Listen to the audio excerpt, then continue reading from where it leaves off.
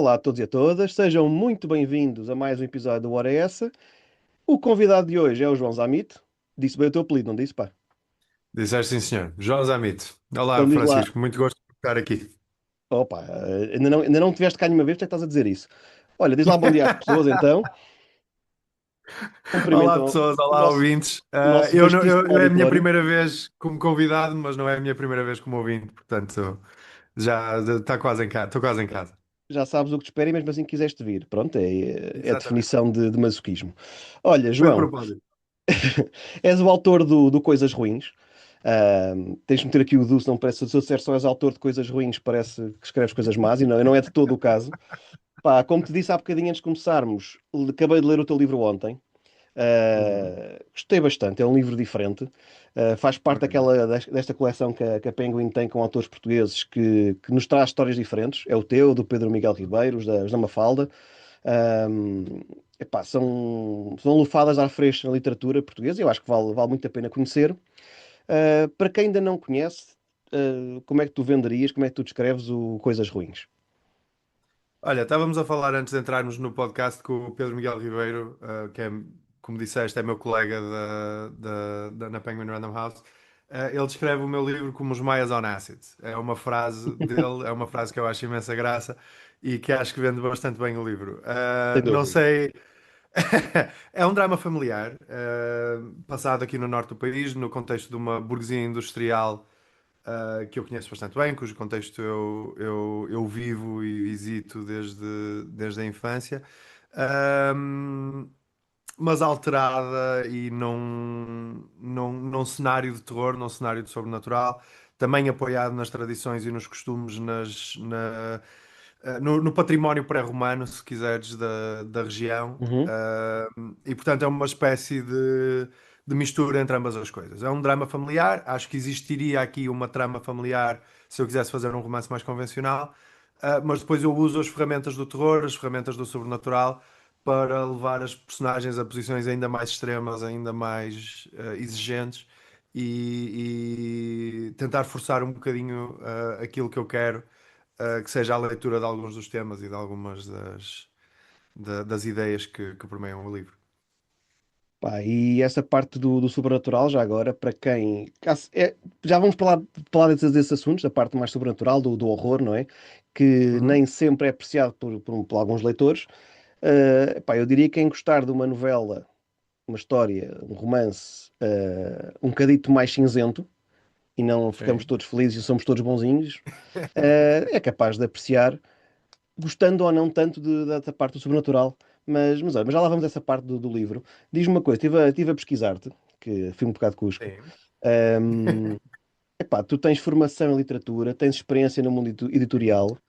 Ahm, em primeiro lugar, como é que isso de certa forma influenciou o teu caminho como escritor? Sempre tiveste um objetivo de escrever um livro ou não? Ou foi uma coisa que te apareceu pelo caminho? Acho que influencia naturalmente porque é um percurso um bocadinho natural.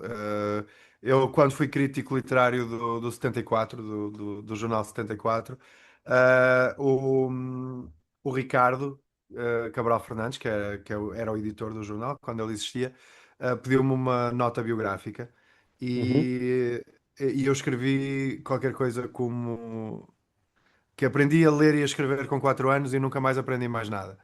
Ah, Tão profundo, meu e Deus. certo! E tem sido um bocadinho esse percurso.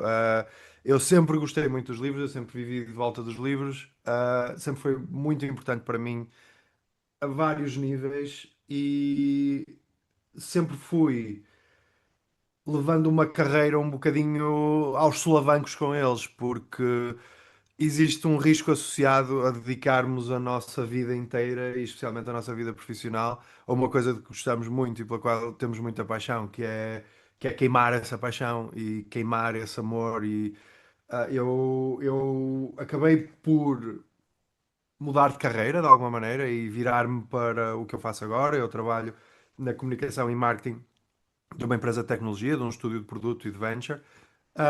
E é mais saudável para mim, porque estar sempre nos livros e estar sempre nos livros profissionalmente das 9 às 6 no editorial. Eu trabalhava como assistente de edição do Grupo 2020, que entretanto foi adquirido pela Penguin. Ah, e depois, quando eu chegava à casa, às 7 da tarde, e depois de passear os cães, a minha vontade de me dedicar a isto por carolice, por gosto, era muito mais baixo, era muito mais difícil. Depois de ter passado o dia inteiro a trabalhar nisto. Acho que eu só encaro a ideia de ser escritor e de fazer os meus próprios livros a sério quando deixo de trabalhar no editorial. Porque eu tenho algumas tentativas anteriores, mas são umas tentativas um bocadinho tíbias. Eu tive dois romances aceitos em diferentes editoras antes e eu próprio os tirei, porque não me sentia satisfeito com eles, não me sentia satisfeito com o contexto em que eles surgiam. E ao sair do editorial, ao me mudar de novo para Guimarães, em 2019, é que eu pensei, não, eu consigo fazer isto direito, eu consigo fazer isto em condições, eu consigo levar isto a sério. E foi exatamente isso que aconteceu. Pá, e esses dois livros que agora falaste, isso há planos para ver a luz do dia em alguma altura ou estão guardadinhos e não vão Não, sair lá? acho que todos nós Foram um treino. temos. Sim, tu também és escritor, tu também tens de certeza coisas na gaveta que fizeram parte do teu tirocínio e da tua Sim, sim. aprendizagem e que se calhar não queres publicar nunca. Acho que isso é normal. Não quero publicar e um dia que bata a bota, que espero que seja daqui a muito tempo, espero que ninguém os veja. Exato. Porque Exatamente, certo. pronto, percebo perfeitamente. Ahm, Pá, e percebo também essa parte que tu dizes, que é, eu já pensei o contrário, que é não trabalho com livros, sou professor, já pensei, Uhum. pá, eu gosto imenso de ler, gosto de rever, gosto de ler coisas novas, pá, se calhar ia gostar de ir para um editorial, mas depois ia misturar duas coisas, e se calhar pode correr bem ou não, não é? Portanto, foi um pensamento Pois, que eu já tive. eu Ah, não, eu não, eu não, eu não posso nunca projetar a minha experiência para outras pessoas. Há claro, claro. editores que também escrevem e que convivem bem com isso, mas para mim não estava a funcionar. E acho que o momento também em que eu percebo, que o editorial não está a funcionar para mim e que quando saio da 2020 devo mesmo sair do editorial, mudar de carreira e não apenas mudar de empresa, tem a ver com isso. Tem a ver com pensar, pá, eu não quero continuar assim, não quero continuar a ler tão pouco, não quero continuar a escrever tão pouco. Eu sempre li, eu sempre escrevi, isto é importante para mim. E se calhar esta carreira está-me a impedir de o fazer como quero e como gosto. Pronto, ganhou-se um escritor, fantástico, pá. E olha, Ah, e como é que nasceu esta ideia para o Coisas Ruins? É o teu primeiro livro, não é? Ainda por é. cima, estando no mercado, ou tendo experiência de mercado editorial, sabes que o primeiro, Uhum. todos são importantes, o primeiro é a nossa primeira imagem junto ao público, tem alguma Sim. importância, como é óbvio. Ah, Foi o teu primeiro projeto, como é que isto cresceu? Como é que tu tiveste a ideia de pegar em todos estas características diferentes do teu livro, o sobrenatural, o folclore português, as lendas, ah, já muitas delas, se calhar, até reais, Isto, não é? isto tem uma resposta curta e uma resposta longa. Como te disse, eu já tinha escrito outras coisas e tinha escrito coisas substancialmente diferentes. Esses dois primeiros livros que eu te falei são romances literários, muito ainda pendentes das suas influências. Eu diria que o primeiro lê-se muito como Murakami e o segundo lê-se muito como Jonathan Franzen, que são coisas que me Ok, desagradam. E parte ok. do motivo pelo qual eu não tenho assim tanto interesse em que eles vejam a luz do dia é porque acho que as minhas influências ainda são muito transparentes nesses livros, ainda são muito evidentes, e chateia-me isso. Não me identifico tanto com eles, não me sinto tão presente neles. Um, Acho que quando eu chego a essa fase em que estou a trabalhar no editorial eu sempre fui muito ligado à literatura contemporânea. A minha tese Uhum. é em a estrutura narrativa na literatura portuguesa contemporânea, a tratar autores como Valério Romão, João Tordo, Patrícia Portela, pronto, Afonso Cruz. E mesmo os meus estudos doutorais também são sobre literatura contemporânea, os papers que eu apresentei e tudo que eu publiquei são tudo coisas de literatura contemporânea. Eu, em algum momento, sinto que a literatura contemporânea está frágil, está sensível. Sinto que existe alguma relutância por parte dos escritores contemporâneos em escrever sobre. o nosso próprio contexto, sobre as Ah, ansiedades e as sei. aflições e os temas duros e difíceis e não óbvios do período em que vivemos e da vida, da nossa vida, da vida que nos ocupa. Algo que eu não sentia. Ou seja, eu olho para os escritores de outros períodos, dos períodos da minha formação, e eu sinto que existe mais coragem na altura de tratar estas coisas. E eu senti-me um bocadinho desenquadrado na literatura contemporânea, senti que eu próprio estava a fazer um bocadinho isso e que estava a levar a minha literatura para outros tempos, histórias passadas nos anos 60, quando não havia telemóveis, e era mais fácil criar desencontros, para outras terras, é tudo passado numa Europa central e fabulada, ou numa Pérsia misteriosa. Ahm, e eu pensei, não, tudo bem, atenção, isto não é, eu não estou de forma alguma a ser a julgar, cada um escreve sobre o que entender e cada um Claro. trata os temas que achar que são válidos e que são importantes. Mas eu não queria fazer isso. Eu queria, pá, correndo o risco de daqui a 10 anos os meus livros estarem desatualizados e de já ninguém achar que eles são interessantes, eu quero falar sobre as coisas que me afligem, eu quero falar sobre as coisas que me preocupam, eu quero falar sobre, eu quero escrever sobre o meu mundo, a minha vida, o meu espaço, as pessoas que me são importantes.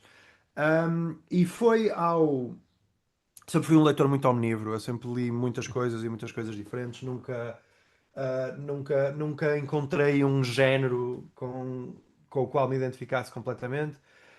E quando eu comecei a ler o terror contemporâneo anglo-americano, porque terror contemporâneo português existe muito pouco, Sim. existe alguma Está coisa em agora a alguns aparecer alguma grupos. coisita, alguns autores, mas sim, mas há pouco. Existe alguma coisa fora dos grupos grandes. Existe a Divergência tem feito um trabalho com muito mérito a trazer autores Uhum. como o Nuno Gonçalves, como a Raquel Fontão, para o público leitor. A Barca surgiu agora, também é uma nova, novíssima, pequena editora que também está a fazer algumas coisas muito giras. Sim, da vírgula, Ah, sim. mas, mas dentro da edição mainstream, não é?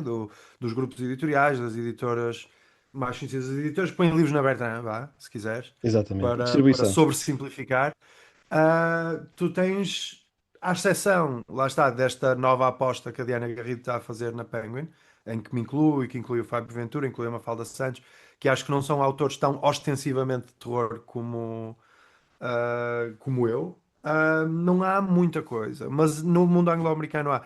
E ao ler estes autores, ao ler autores como o Paul Tremblay, como o Stephen Graham Jones, como o Andrew Michael Hurley, aí eu encontrei, olha, isto com os seus monstros e os seus fantasmas e as suas coisas, esta gente está a pôr o dedo na ferida de uma forma muito de peito aberto, se quiseres. Está a pôr o dedo na ferida de forma assumida. Eu vou entrar de carrinho sobre este tema, eu vou correr o risco de exagerar, eu vou correr o risco de ter opiniões fortes e de pôr as minhas personagens em situações altamente desconfortáveis, em situações extraordinariamente exigentes, para obrigar estes temas a percorrer as minhas obras. Uh, e eu senti que essa caixa de ferramentas do grotesco, do violento, do monstruoso, do sobrenatural, me iria ser útil. Eu percebi, isto é útil. Eu consigo usar isto para fazer exatamente o que eu quero fazer. E foi aí que, pronto, que nasceu o que viria a ser Coisas Ruins. Foi quando eu assumo isso. Assumo, eu preciso de pôr o Stephen King tem uma frase no On Writing que eu gosto bastante, que é qualquer coisa como que uma boa história de terror é uma boa história que é interrompida pelo terror. Uhum. E foi quando eu decidi fazer isso que se desbloqueou qualquer coisa que levou a este livro. Pá, tu disseste aí uma teoria, uma tese tua, que eu estava agora aqui a pensar nela e vejo-me obrigado a concordar de certa forma. Uhum. Eu até acho que há romances contemporâneos, mas não têm essa faceta de crítica social, ou muitos não têm essa vertente de pensamento que estamos a Sim. vivenciar. Um bocado como essa que Queiroz fazia no tempo dele, não é? De Uhum. crítica de Sim. costumes. Mas eu, lá Efetivamente. está, acho que a crítica de costumes até poderá existir. O que eu sinto é que parte sempre de um lugar de alguma segurança. Ou parte de um autor que tem convicções muito fortes sobre o tema, Uhum, e que não se importa, não assume nenhum risco ao chapá-las no livro. É muito frontal. Por exemplo, há a literatura feminista que eu admiro muito e que eu acho que é muito boa, a literatura antirracista que eu admiro uhum. muito e que acho muito boa, mas que é E frontal sobre necessária. isto. Tem uma posição clara, tem uma posição assumida, e vai para a frente. Isto sendo valioso, porque eu acho que é muito valioso, tem importância, não é arriscado. E é. E lá está, e eu próprio, eu como um homem branco bastante confortável, eu não tenho muito. Não é o meu lugar de fala. Acho que quem tem que fazer esse tipo de livros são as pessoas que estão a fazer esses tipos de livros, não eu. Uhum, Ah, sem dúvida. eu, eu, os temas que eu quero tratar nos meus livros e os temas que eu trato em Coisas Ruins são coisas sobre as quais eu tenho muito mais insegurança. Eu não tenho esse tipo de confiança. Eu estou numa posição de privilégio que, de alguma forma, significa que eu não tenho nenhuma injustiça clara a abater-se sobre mim. Todas as coisas que eu quero tratar neste livro são coisas sobre as quais eu não tenho essas convicções, não tenho essas certezas. Ah, e quero pensar alto, de alguma maneira, ao fazer estas histórias. Eu acho que essa coragem que estás a evidenciar, estás a falar, acho que se vê bem, por exemplo, nos personagens dos teus livros, do teu livro, neste Uhum, caso, do Coisas Ruins, personagens profundamente cinzentas sim. e que não há provavelmente um consenso, acho eu. Vão dizer, tá, eu adoro o Ricardo, eu testo o Ricardo. Eu tinha Uh, muita curiosidade. O que é que tu achaste sobre o Ricardo? Queres que eu te diga, Quero, quero, quero, queres quero, que eu quero. diga aqui? Pronto, sim, senhor. Epá, como ser humano é execrável, como Sim, personagem gostei bastante. Não ok. sei se estou aqui a fazer E a- é interessante, mas diz-me uma coisa. Tu achaste-o execrável logo Não, ou achas que é não. execrável agora que já acabaste a Não, história? obviamente, eu acho que os bons livros é aqueles que te deixam a pensar sobre os personagens e Uhum. que no fim podes mudar a Uhum. opinião que ias ter durante o livro. Pronto. Certo. Claro que chegamos ao fim, a opinião pode ser diferente, e neste caso foi. É um produto da educação, se quisermos. Agora estamos aqui a entrar, se calhar, em spoilers, que eu estou a tentar, estou a caminhar em terrenos pantanosos para Sim, ver se sim, não sim, dou sim. grandes spoilers. Mas, no fundo, ele revolta-se contra a educação e depois acaba por fazer aquilo que tanto criticava. Ou, Hum, ou acaba por se aproximar muito daquilo que sempre criticou. certo. Epá, não, eu acho que um dos pontos fortes do teu livro que íamos falar daqui a bocadinho, podemos falar já, que não tem mal nenhum, é exatamente esta Uhum. questão. Eu acho que a família é um elemento central da narrativa para ti, não é? Sim. Ahm, Já agora perguntar-te se este. Obviamente que a trama familiar, não, espero eu, não tenha. Não seja real, mas isto foi Uhum. baseado em algo, se calhar, em situações que tu conheces, situações familiares ou dinâmicas familiares que tu conheces em Guimarães, não sei ou não. Pareceu muito Nenhuma das real a família. personagens, nenhuma das personagens, nem a família como coletivo, são inspiradas em ninguém específico, nem Não, em estou a nenhuma falar na família família específica. enquanto elemento forte, enquanto todos na família Certo. têm que seguir aquelas regras, enquanto o Isso sem dúvida. patriarca centralizador, que no fundo é o tiranete lá do sítio, Uhum. e há de alguém que não lhe faça continência, Sim. era mais por aí, não é? Eu não espero Sim. que o que eles fazem, que na realidade isso não exista, que parecendo que era um bocado chato. Sim, não, essas dinâmicas familiares, e lá está, é um bocadinho. Eu gosto de deixar isso claro, porque essa tentação da leitura autobiográfica existe, e especialmente quando lá está, uma pessoa com o meu sobrenome começa a falar de famílias com características como estas, as pessoas têm um bocadinho essa tentação de pensar, ok, isto é uma. Obviamente que depois tem fantasmas e não sei o quê, mas a dinâmica familiar é real. Não é. Existe, isso sim, uma tentativa que eu quero que seja o mais realista possível de representar uma dinâmica cultural e Uhum. um contexto que esse sim é muito real. As dinâmicas familiares são dinâmicas que eu sinto que existem, não necessariamente na minha família, mas neste tipo de famílias industriais, neste tipo de famílias burguesas, ah, que existem na minha região, no Val do Ave. Portanto, isto é alguma família específica, a minha ou outra? Não. A dinâmica familiar é real? É. E inclusive é importante para mim, e é o motivo pelo qual eu tendo a colocar as minhas histórias em lugares que me são próximos e em contextos que me são conhecidos. É porque eu tenho muita dificuldade, e novamente, o meu coração vai para os autores que fazem diferente. Se toda a gente fizesse como eu, era um tédio insuportável e eu ia parar de ler. Mas eu, para almejar alguma espécie de universal em literatura, eu preciso de partir desta particularidade. Eu preciso de personagens que falem de uma maneira que eu consiga distinguir se está verosímil ou não. Eu Uhum. preciso que se comportem umas com as outras de formas que eu perceba se é verosímil ou não. E a forma como um avô fala com um neto, no meu contexto, eu sei muito bem qual é. A forma como um avô fala com um neto, sei lá, numa família de ahm, muçulmana em Lisboa, eu não conheço tão bem. E isso seria muito mais difícil para mim representar com verosimilhança e criar a minha história com pés e cabeça num contexto que não me é tão conhecido. Portanto, sim, o contexto cultural eu procuro que seja Uhum. muito parecido.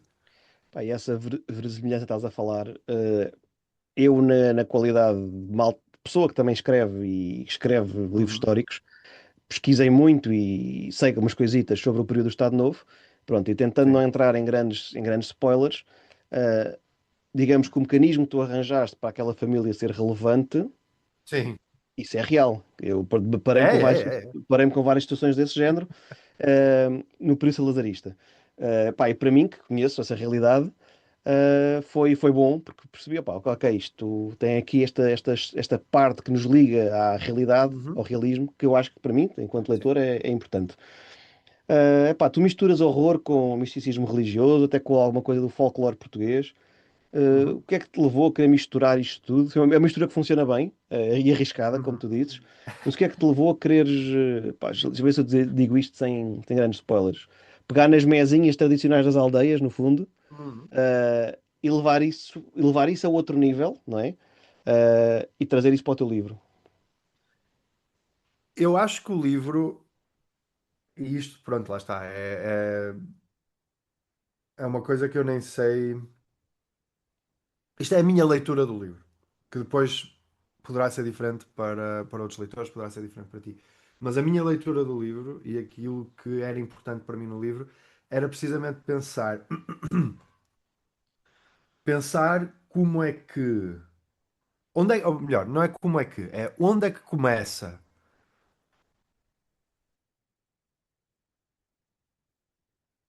a nossa individualidade, ou no caso a individualidade de cada uma das personagens, como um indivíduo, passo o plenasmo, e acaba a nossa identidade coletiva. Ou seja, quando é que o Ricardo, ou a Mariana, ou a Patrícia são elas mesmas, ou eles mesmos, e deixam de ser uma pessoa daquela família, uma pessoa daquela cidade, uma pessoa daquela cultura, uma pessoa daquela religião, uma pessoa de todos estes identificadores que são identitários de alguma maneira e que nos condicionam de alguma maneira.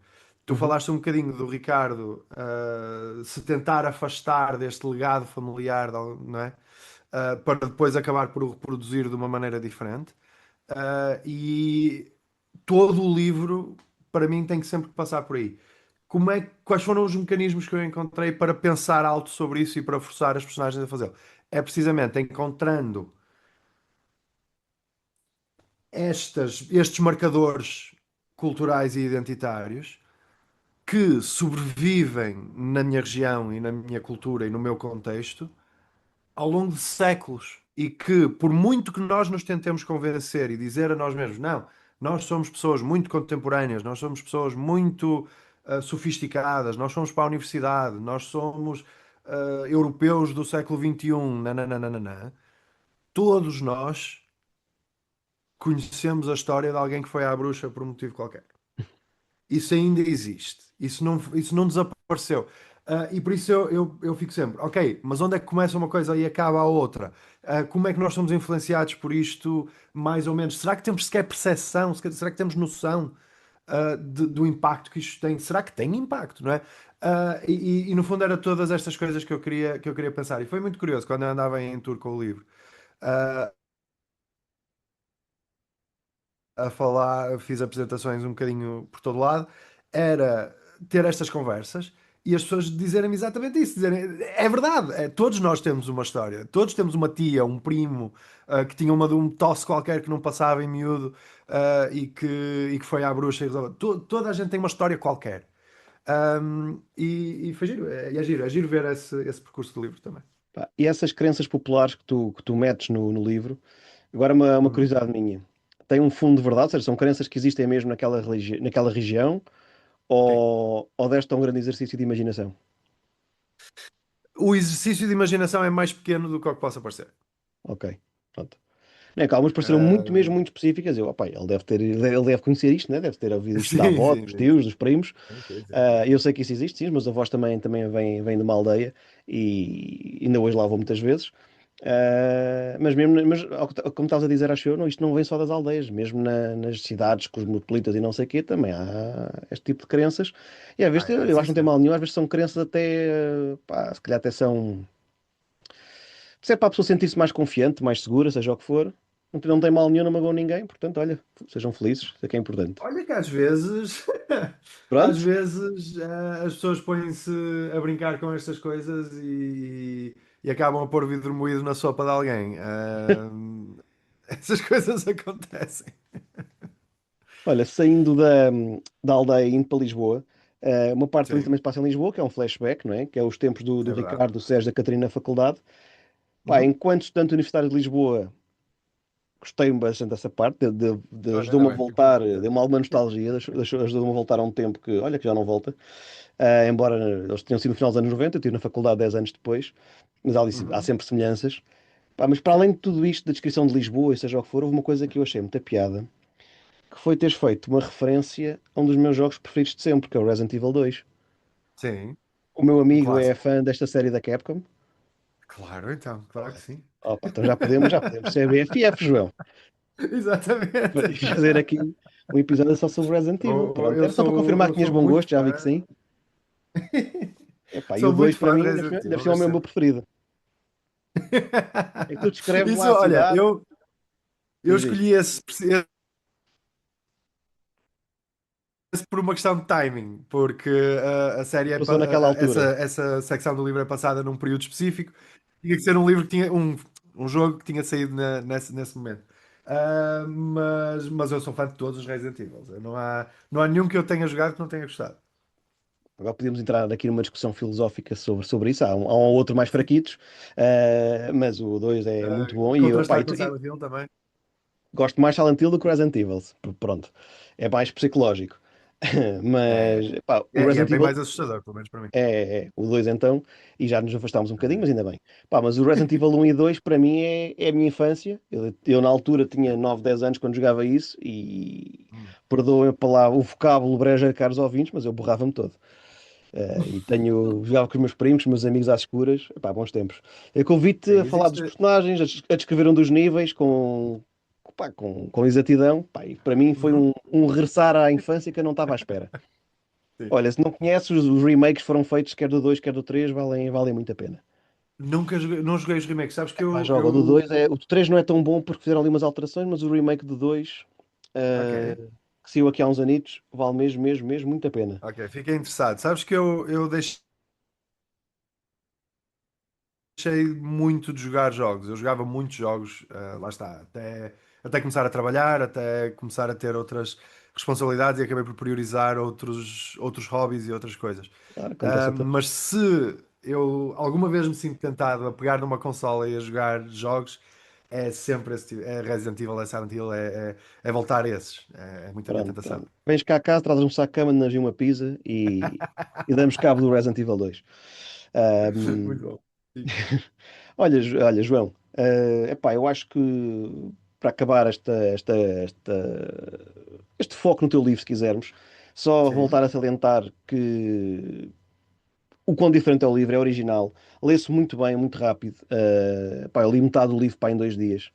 E só não li mais Tranquilo. depressa porque tinha uma criança pequena a necessitar de. E tenho que trabalhar também, parecendo que não é preciso. Sim, Mas, parecendo que não. Faz falta. mas a última metade, eu acho que o livro começa um bocadinho corrido, um bocadinho mais lento. Se calhar para quem não está tão habituado ao género, pode demorar um bocadinho a entrar.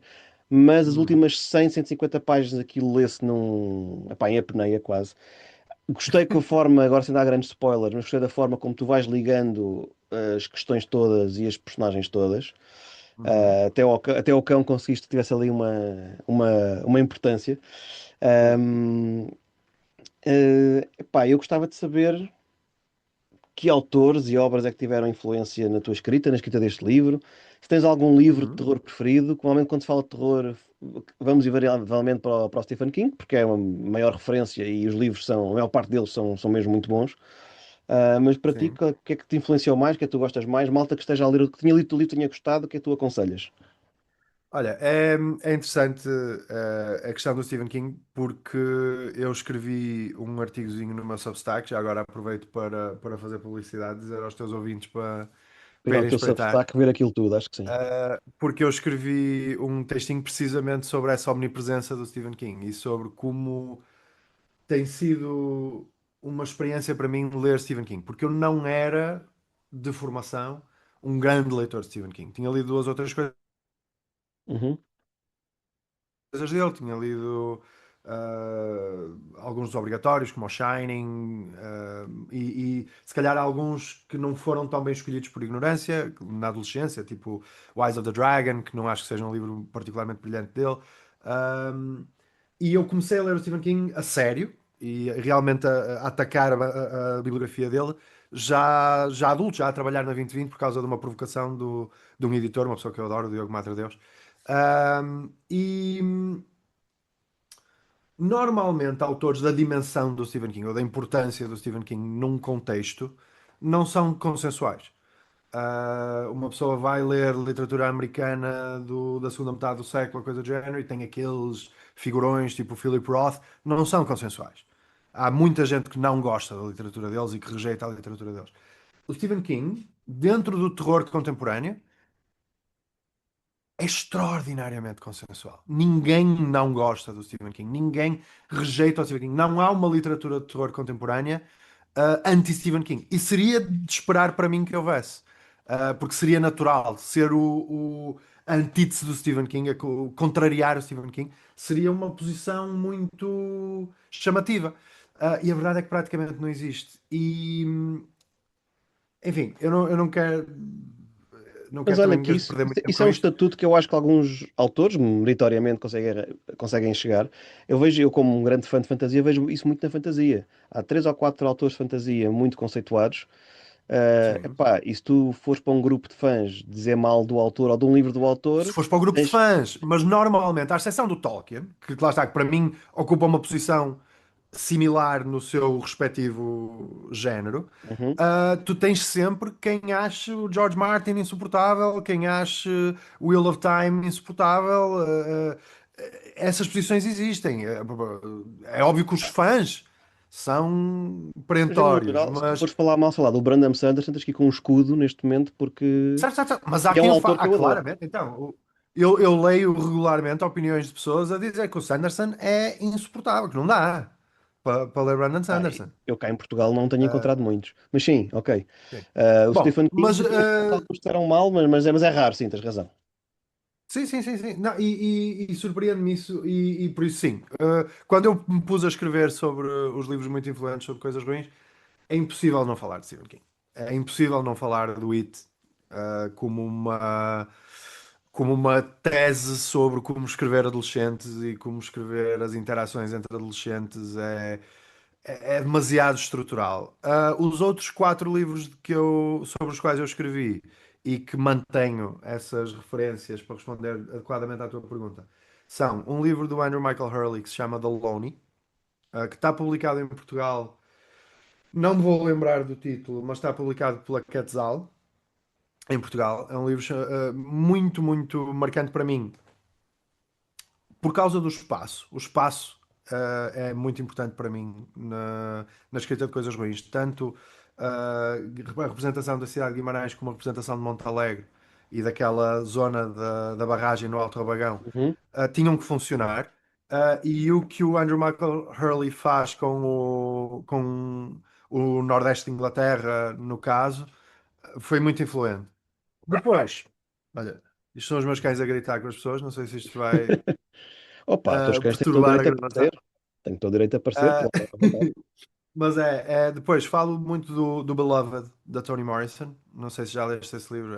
Não, sei qual é daqueles que está na minha Em TBR termos de infinita. terror literário, é das coisas mais maravilhosas que existe e muito influente, muito marcante para mim, para tratar, lá está, estas questões da memória e da luta que nós temos para nos libertar de um passado coletivo com o qual não nos sentimos plenamente confortáveis, e quão inútil isso às vezes consegue ser.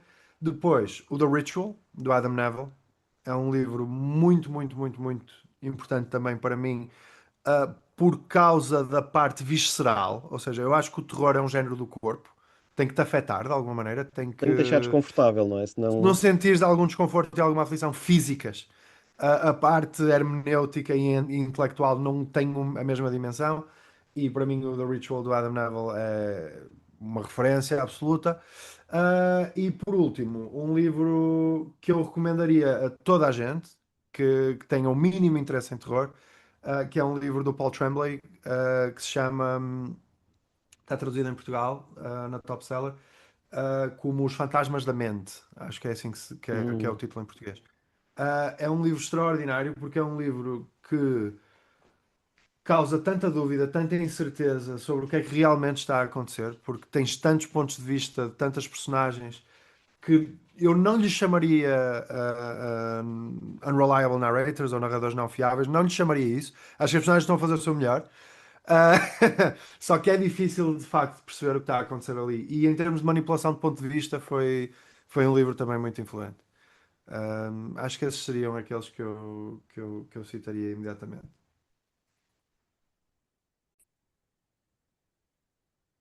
Epá, João, olha, obrigadão. Já deste aí umas sugestões porreiras de livros deste género. Se calhar, porque eu acho que há muita gente que até gosta deste tipo, ou queria conhecer mais este tipo de género e não sabe bem para onde é que há de começar. Lá está, vão sempre ao Stephen King e depois querem fugir um bocadinho disso e não sabem bem por onde. E eu deixo aqui umas sugestões porreiras, por isso, olha, pá, obrigado. Acho que, e sobre esse tema, que é um tema que me interessa e é algo que já falamos, inclusive, eu não sei se tu soubeste na altura, mas eu, a Mafalda Santos e o Fábio Ventura, fizemos No trio, sim. uma brincadeirinha no Motel X, que é um festival de cinema. Sim, sim, sim, sim, sim. Pronto, mas nós, até foi uma ideia que eu propus à Penguin, na comunicação, dizer, pá, porque é que não havemos nos teus livros, agora que temos de facto alguma coisa de terror na casa, porque não? E fazer umas coisas com eles. E fomos lá, e isso foi um dos tópicos de conversa, foi que as pessoas às vezes gostam mais de terror do que o que pensam, porque associam o terror a um tipo muito específico de terror, que é o que a mim me interessa menos, que é aquele terror do cinema dos jump scares, Exatamente. das coisas muito, muito básicas, em que os filmes são gente a correr e a fugir durante uma hora. E eu percebo que haja um lugar para esse tipo de terror e percebo perfeitamente que tem a sua própria cultura e tem a sua própria tradição. Não é o terror de que eu gosto e não é o terror que me interessa. E eu acho que existe alguma tendência, e sinto essa tendência cada vez mais, conforme o terror se vai tornando mais mainstream. Aliás, vimos nos Oscars, 8 Oscars Uhum. diferentes foram para filmes de terror, inclusive há alguns nas categorias de representação, o que não é habitual, tem pouco precedente histórico, mas mal um filme de terror ou um livro de terror se torna apreciado pelo público em geral e as pessoas começam a gostar dele e a aproximar-se dele, começa-se a dizer que aquilo não é bem terror. E não sei se Isso tu é verdade. sentiste isso, mas o Sinners não é terror, o Sinners é um filme sobre raça e tal, tal, tal, com vampiros. O Weapons não é terror. O ensaio sobre a cegueira do José Saramago não é terror. O Beloved da Toni Morrison não é terror. São, claro que são. Obviamente que sim. Mas eu acho que as pessoas às vezes não os pensam como tal. porque tem esses anticorpos ao terror, associam o terror a algo muito específico, que é apenas uma parte daquilo que o terror é. Um, e por isso, sim, alguma da recepção a coisas ruins também foi isso. Foi as pessoas dizerem, epá, eu nem sequer gostava de ler terror, mas gostei muito de ler o teu. Se calhar, se calhar gostavas de ler terror. Se calhar Pois, se lesse um exatamente. bocadinho mais de terror, tu ias gostar. Porque, especialmente nos livros, essa parte dos jump scares e dos sustos e não sei, isso não existe. Não é, não é propriamente uma coisa que tu consigas reproduzir na página. O terror literário tem sempre outras características. Sim, mas indo para. Às vezes é mais difícil de escrever bom terror literário, porque lá está, a pessoa não está a ver, é mais, pode não ser fácil imergir o leitor, mas eu acho que esse terror, que muitas pessoas, se calhar, pensam que o terror é isso, não é? Aquele terror pipoca, o terror dos filmes de. Pá, pode ser ir ver com amigos e tal, mas nunca estás verdadeiramente desconfortável. Eu acho que o Scary Sim, Movie foi já um filme do nosso tempo. Foi uma crítica a esses filmes de terror sim, sim, sim, sim. mais comerciais, se quisermos, não é? Pá, e Sim, um filme de terror pode e deve perfeitamente, um filme, um livro, um conteúdo, uma série, seja o que for, pode perfeitamente ter substância, ter conteúdo, pôr-nos a pensar sobre a condição humana, que eu acho que o sim. horror, primeiro falo por mim, eu acho que para mim o horror, mais do que me assustar ao ver um monstro muito feio, é Uhum. quando eu vejo pessoas humanas a terem comportamentos que eu sei que são reais e se calhar os monstros que metem mais medo não são aqueles com três olhos e verdes e com escamas, são pessoas normalíssimas que fazem coisas que não deviam ser normalíssimas. Sim. E há muito conteúdo, cada vez mais, acho eu, bom nesse domínio. Olha, João, sobre a forma como este Coisas Ruins foi escrita, o processo de escrita, que é Uhum. sempre uma pergunta que muitos ouvintes às vezes fazem. Sempre que às vezes fazem. É uma pergunta que eles costumam fazer e tenho curiosidade nisso. Como é que tu planeaste este Coisas Ruins? Tinhas do início já tudo preparadinho, já tudo estruturado? Tinhas só uma ideia de onde é que querias ir e o que é que querias criticar ou o que é que querias falar e depois conforme foste escrevendo o monstro foi crescendo, o monstro entre aspas. Como é que foi então o parto? Se quiseres partilhar uma coisa tão íntima, Sim. como é que foi o parto deste Coisas Ruins? Eu gosto muito de uma metáfora do João Tordo, que ele usa várias vezes, que é a metáfora dos faróis. Não sei se alguma vez já ouviste o João falar sobre isso, mas ele diz que Penso que não. a forma que ele tem de escrever, e com que eu me identifico bastante, é, imagina que estás num barquinho ao longo da costa e a única coisa que tu vês são faróis ao longo da linha costeira. E portanto, tu estás a navegar à vista, porque os faróis não te dão luz o suficiente para ver o que é que está imediatamente a seguir, o que é que está próximo de ti, mas não estás a navegar às cegas, estás a navegar na direção do próximo farol. E por isso eu quando pego num romance e quando escrevo uma peça um bocadinho maior, a minha ideia é sempre um bocadinho essa. Eu sei quais são os faróis básicos. Aqueles Uhum, 5, 6 momentos da narrativa que são muito importantes. Não sei muito bem como chegar até eles. Isso tem que navegar à vista. Portanto, eu vou navegando à vista até chegar e depois vou na direção do seguinte. É um bocadinho assim que funciona, em termos da estrutura da história. O que não quer dizer que depois não me surpreenda, e que não chegue, quando de facto materializar a história, uhum. eu não perceba, falta aqui qualquer coisa, ou qualquer coisa aqui que não funciona, tenho que ir para trás e refazer de uma maneira um bocadinho diferente. Olha, uma coisa que mudou de forma muito significativa no Coisas Ruins foi que há uma personagem que se torna uma personagem importante que não existia no primeiro draft. E que eu Ah, pensei, eu preciso de uma personagem que cumpra um papel específico em algumas destas coisas. E que neste caso, acho que não é spoiler nenhum, tu já leste o livro, mas quem não tiver lido até pode saber isso, é o Miguel. O Miguel não existia no primeiro draft. ok. Portanto, o Ricardo não tinha um irmão, é isso. Sim. Pois, mas percebo porque é O que Ricardo tu. não tinha um irmão, o Ricardo era filho único no primeiro Mas draft. percebo porque é que tu o Ele meteste. Sim, precisava, sim, sim, faz sentido, sim, até sim, sim, porque sim, já sim. para o final, há ali uma questão que faz sentido depois. O final era Sem dúvida completamente alguma. diferente, porque o final não existe na ausência do Miguel, não é? O final era completamente diferente. E, na minha opinião, muito pior. Ahm, o... Tecnicamente, este livro ia ser outra coisa, ia ter um narrador em terceira pessoa omnisciente. Ok. intercalado com um narrador na primeira pessoa. Ah, para aí com 200 páginas, 150, 200 páginas escritas, eu decidi, e foi mesmo uma decisão administrativa, foi um belo dia sentado em frente ao caderno, eu disse não. Não, eu preciso das outras personagens. Porque, lá está, um narrador em terceira pessoa omnisciente dá-te pouco da vida interior das personagens. E por isso que este narrador de terceira pessoa próxima, que acabou por ser o narrador de todo o livro, que anda a saltar de personagem em personagem e quase a narrar-te o ponto de vista só de uma personagem de cada vez. Esse narrador, que é um narrador tecnicamente muito difícil de fazer e foi um desafio, foi uma decisão tardia. Eu tive que deitar fora Pois, tiveste de mandar pá, fora muita coisa. não era um draft inteiro, porque eu tinha 150, 200 páginas, como disse, mas deitei-as fora e recomecei Ah, começaste do zero? com Não aproveitaste do nada? zero, com um ponto de vista É isso. completamente diferente. Epá, É. olha, os meus pêsames, que isso é difícil. Há até uma Sim, espécie sim, de sim, sim. luto. É. Epá, e nós, quando estamos a escrever, não sei se aconteceram coisas ruins ou não, às vezes há aquela cena ou aquele capítulo que nos faz repensar toda a carreira literária e que nos dá um trabalhão gigante e que parece que nunca está bem feito e que lemos e trocamos 500 mil vezes. Sim, Houve sim, alguma sim, cena no sim. Coisas Ruins que te apeteceu arrancar os cabelos todos? Houve duas. Houve uma que tirei. Disse, eu não estou a conseguir fazer isto funcionar.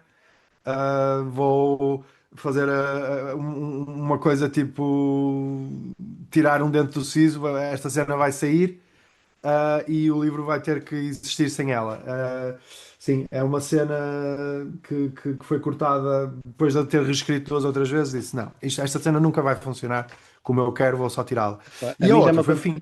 Uh, O fim? o fim do Coisas Ruins, que na minha opinião, funciona razoavelmente bem e já vários leitores me disseram que tinham gostado do fim.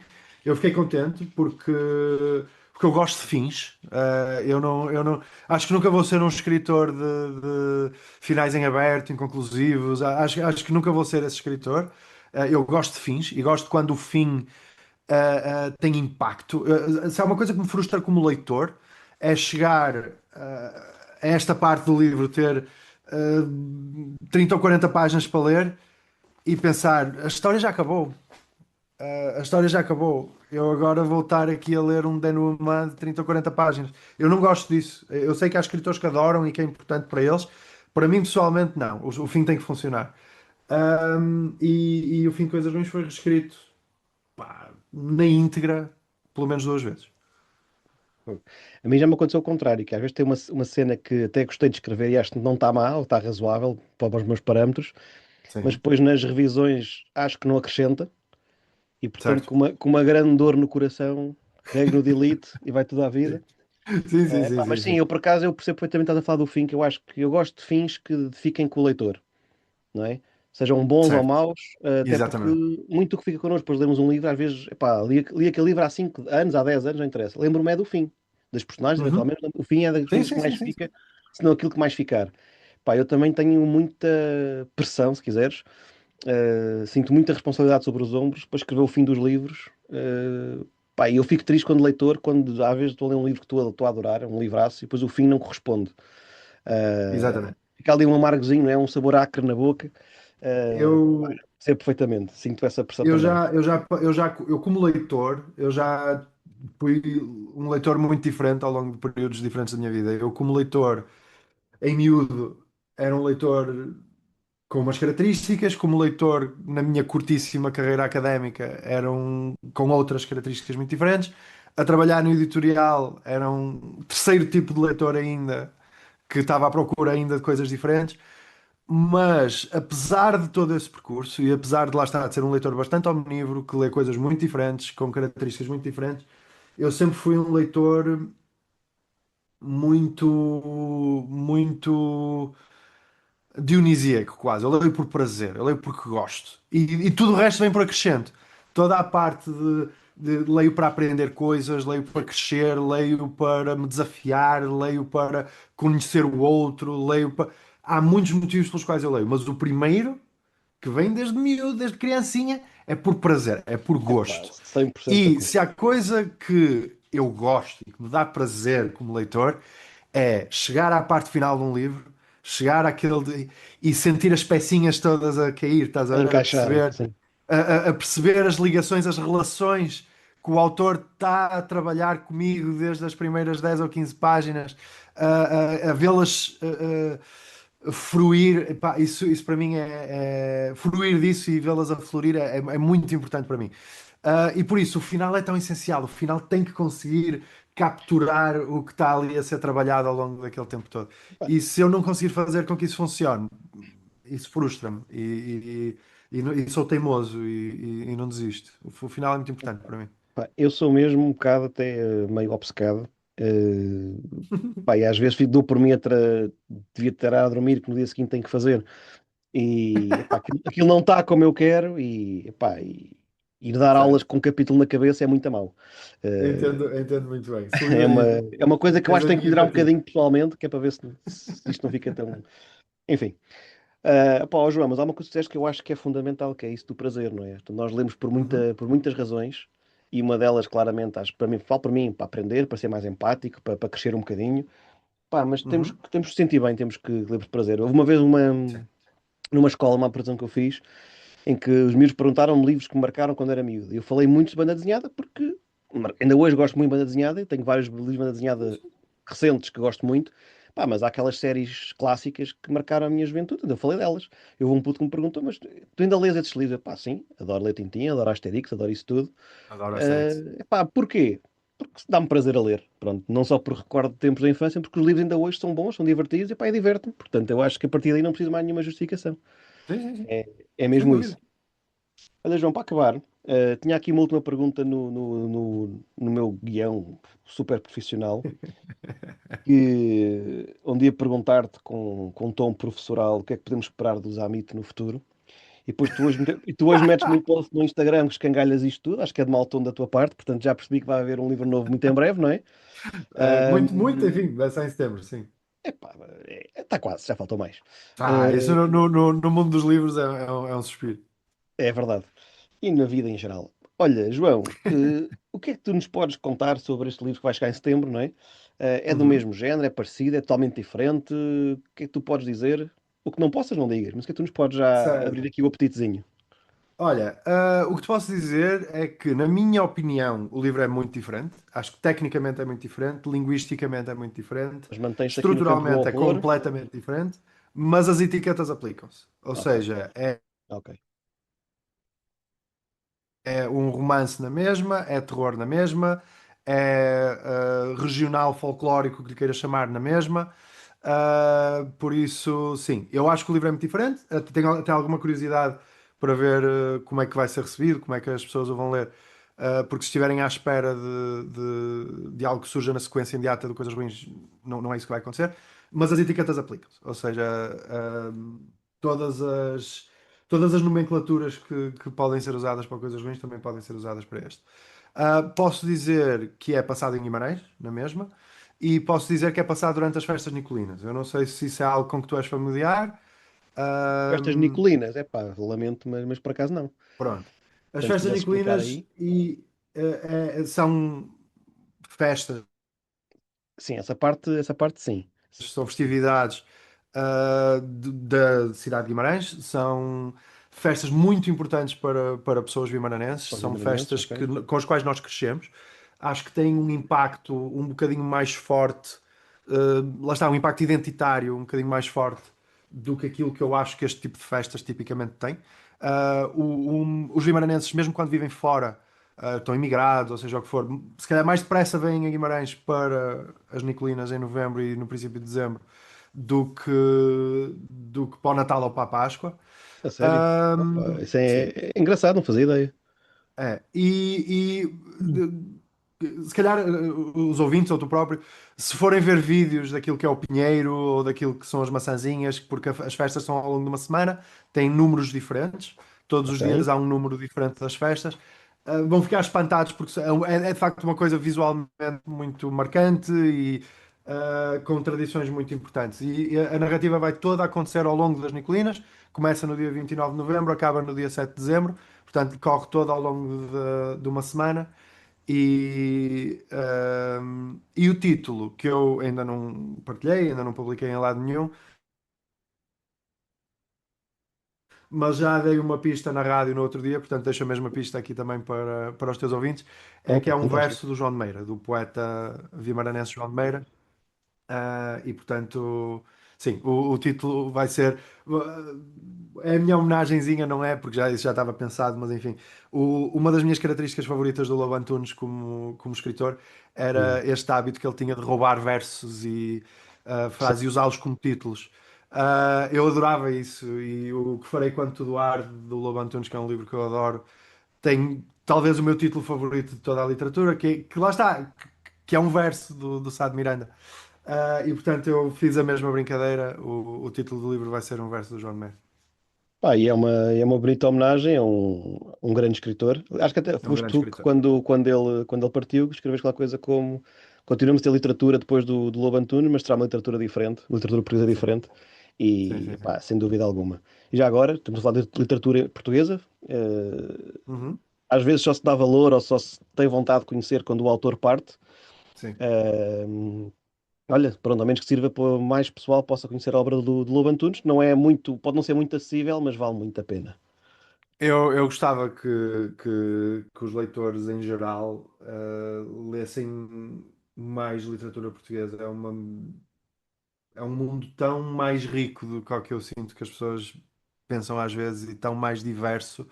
Acho que as pessoas têm uma ideia da literatura portuguesa, que a literatura portuguesa é uma só coisa e funciona só num Ah, eixo.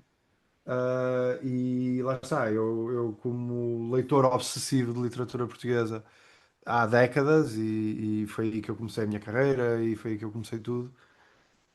Eu não podia recomendar mais que as pessoas se esforçassem um bocadinho, porque merece a pena encontrar estes autores que se calhar não são tão publicitados, nem são tão comercializados com a mesma facilidade que outros. Porque há de facto literatura portuguesa extraordinária, há literatura portuguesa notável e há literatura portuguesa sim, sim. contemporânea, de autores vivos, que merecia ser lida de uma maneira completamente diferente. Pá, boa mensagem, sem dúvida alguma, concordo a 100%. Somos suspeitos, somos dois autores portugueses contemporâneos, não é? E estamos os dois vivos também ainda, Exatamente, ainda, para já. até ver, estamos os dois a respirar. Ahm, Pá, e claro que é bom sermos reconhecidos depois de batermos a bota, mas se pudermos também ser antes, também era simpático. Sim, sim, sim. Olha, João, antes de te mandar embora e de me despedir de ti e agradecer-te muito por este teu tempinho, acho que foi um episódio Uhum. muitíssimo Obrigado eu interessante. por me ter chamado. Só aqui dar uma nota aqui aos ouvintes. Não sei como é que vai ser na edição final, ou se vou conseguir mexer nisso, ou se ficou ou não. Eu, quando estava aqui a falar com o João, de volta e meia havia aqui uns freezes na imagem, não sei se vai passar para o som. Curiosamente, eu quando comecei a gravar com o João, isto começou a chover. Portanto, só mostra a genialidade do João enquanto autor de terror, porque estava um dia até porreiro. Ele começa a Fui falar eu, fui comigo eu. e chove-se, só falta trovoar, e enfim. Pessoal, não sei bem vai ficar no final, eu acho que vai ficar porreiro, mas se virem uma interferência ou outra, Fui epá, olha, eu. tal foi o João, com a sua genialidade horrorosa. E tal como eu vos aviso, não, e tal como eu avisei logo no primeiro episódio, epá, isto é amador. Portanto, se esperam aqui um profissionalismo sem precedentes, tem que bater a outras portas. Aqui comigo, aqui não há profissionalismo nenhum. João, olha, obrigadíssimo pela, mais uma Nada, vez. obrigado, eu, Acho que foi Francisco, mesmo por muito teres tido. interessante. Mais uma vez, realçar não só autores portugueses, mas neste caso em concreto, o Coisas Ruins. Acho que é um livro que vale muito a pena. E malta que acha, que, como falámos há bocadinho, que não gosta de terror, se calhar está na altura de dar uma oportunidade e quem Acho sabe que se sim. não vai mudar de opinião. Terror não é só zombies, terror não é só sustos de que apareceu aqui alguém que não estava à espera e assustei-me. Terror pode e deve ser muito mais do que isso. E se calhar, como tu já disseste bem, há o João Zamit e há muitos outros autores portugueses que estão a lançar livros neste género e que eu acho que valem muito a pena ser conhecidos. João, olha, despeito do pessoal, muito obrigado por teres vindo. Não, obrigado eu por me chamares, Francisco, e aos ouvintes do podcast. Espero que gostem, espero que valha a pena e espreitem o meu livrinho e o outro que vem em setembro. E aproveito e faço publicidade ao teu também, ah, que também merece muitíssimo a pena. Está na saída de emergência, que foi outra editora com quem eu também já tive boas relações no passado e pá, recomendo Pronto, vivamente, porque eu próprio já o mandei vir e por isso. só mandaste Não vir. podia Ainda não. recomendar mais. A tua, Já. tens sorte que ainda não leste. Ah bem, João, olha. Não, não, Obrigado não, por mas vou essa, ler. por essa Não, sabes que isso é recomendação. uma coisa. Eu sei que o episódio já está a encerrar, mas sabes que isso é uma coisa que eu acho que quem está nos livros há tempo suficiente e perde tempo suficiente com os livros e com os autores.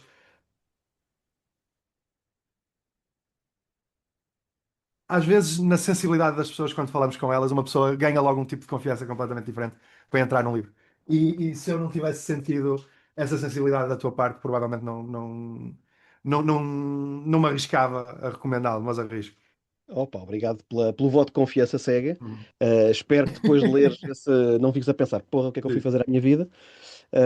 Isso mantenha a recomendação. Imagina, não, mas lá está, era o que eu estava a dizer há bocado. Às vezes uma pessoa lê tanta coisa e lê tanta coisa que não merece a pena, e os autores portugueses de facto merecem a pena, e é muito mais difícil eu me desiludir com um autor contemporâneo português, do que se calhar com as coisas que às vezes surgem traduzidas no mercado.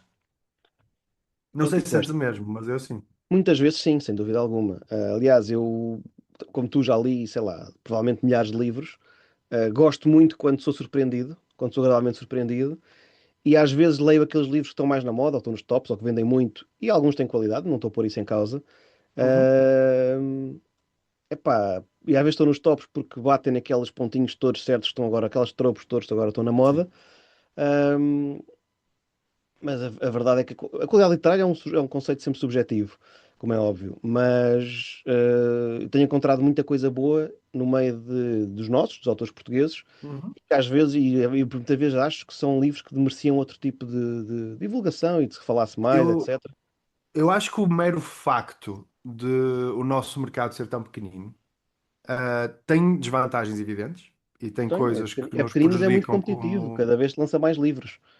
Certo. Uh, E sinto que isso às vezes nos prejudica como escritores e prejudica a nossa capacidade para construir uma carreira, com toda a certeza. sim, Mas sim, por sim. outro lado, também filtra muito e não há ninguém que esteja nisto a pensar vou ganhar a vida ou a pensar tenho aqui uma. Não, não é o caso. Por isso as Pá, pessoas que acabam por publicar em Portugal são pessoas que realmente gostam disto, que realmente se preocupam com isto, que querem fazer isto porque gostam por de escrever, de sacrifício. escrever. Até a gente Às faz vezes isto sim, porque sacrifício.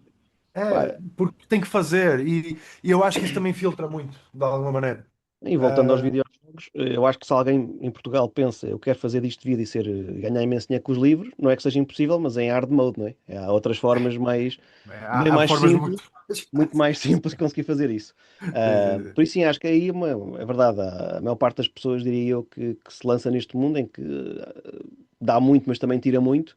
Pá, é por amor à arte, sem dúvida alguma. E às vezes eu acho que as comparações, já disse isto aqui neste podcast algumas vezes, as comparações que se fazem entre autores estrangeiros e portugueses, às vezes pode ser até um bocadinho injusta. Estamos a falar de um estrangeiro já, que a vida dele é isto, no fundo, Uhum. comparado com um português que se calhar para escrever aquele livro teve que estar acordado das 11 à 1 da manhã durante não sei quantos meses, Sim. com o cérebro feito papa Cerelac ali a fritar, para conseguir tirar alguma coisa de jeito. Epá, e sim, acho que era preciso, merecemos, se calhar, outro tipo de carinho que estamos a ter. Atenção, há Uhum. muita gente cada vez mais que lê e que gosta e que apoia autores portugueses, mas também há muitos que, e se Eu tenho falares, sentido, inclusive, uma abertura por parte do mercado e das editoras que sim, sim, eu sim. não sentia que existisse. Não, não, eu acho que houve Ah, uma mudança boa nos últimos anos, sem dúvida alguma.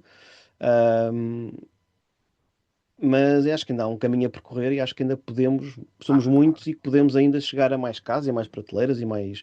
Ainda tenho, se falares com. Conheço algumas livreiras da Bertrand que às vezes me dizem que quando tentam recomendar um autor português, ainda há pessoas que dizem, mas é português, como se fosse uma coisa má e Sim, não o contrário. sim, sim, sim, sim. Mas pronto, mas como estás a dizer, eu acho que o caminho está a ser feito e comparativamente com não há tanto tempo atrás assim, as coisas estão bastante melhores.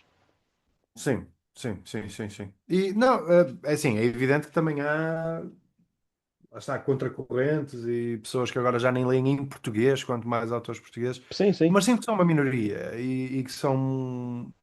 Esses fenómenos são mais empolados do que porque fazem boas manchetes para a secção culturais dos jornais, para as secções culturais dos jornais, do que aquilo que realmente merecem. Porque ah, lá está, eu comecei a escrever sobre literatura portuguesa e sobre autores portugueses contemporâneos, Até te digo, deixa-me pensar, foi para aí em 2013 ou 2014. Já lá vão mais de 10 anos, certamente. Uhum. A Sem diferença dúvida. é É muito abismal. notória para mim. Como tendo acompanhado muito de perto, a diferença é muito notória. Tanto os grandes grupos como as editoras médias têm muito mais autores portugueses, estão muito mais autores portugueses a entrar no mercado e tens inclusive autores portugueses dentro de géneros que não existiam. O que tu estás Exatamente. a fazer, por exemplo, com o teu livro, esse tipo de romance histórico especulativo não existia necessariamente em Portugal. Havia já alguma coisa no mercado internacional, mas não havia escritores portugueses a fazer esse tipo de coisa. O que eu estou a fazer não existia certamente. Não. Uh, Nós já temos, vai sair agora, em princípio ainda este ano, e acho que não estou a cometer nenhuma inconfidência. O próximo livro do Pedro Miguel Ribeiro é um tipo de ficção científica que também praticamente não existia em autores portugueses. O próprio crescimento do policial em português, porque havia policial em português, obviamente que sim, de Denis McShade, do Francisco José Viegas, etc. Existia, obviamente, policial em Portugal, mas agora há diverso policial em Portugal. Tens policial comercial em Portugal, tens policial literário em Portugal, tens policial um bocadinho mais negro, do género tipo daquelas coisas que Carmen Mola fazem em Espanha, e não sei o que, já começa a surgir em Portugal. Tens policial mais convencional, mais estruturadinho. Tens, existe de facto um crescimento evidente da diversidade e da amplitude do nosso mercado. O que eu Sem saúdo dúvida. muito. Sem dúvida, e ainda bem. Olha, João, não sei se tens noção, acho que foi a despedida mais longa de sempre deste podcast. Estamos para aí há meia hora a despedirmos as pessoas. Portanto, diz lá adeus ao pessoal. Pá, adeus, malta, desculpem. Eu disse que estava a falar Não, pá, demais. foi uma. Pá, ficava a falar contigo mais 3 horas, adoro dissertações literárias. Pessoal, olha, muito obrigado por terem ouvido. Deem uma oportunidade a coisas ruins e leiam muito, sejam felizes.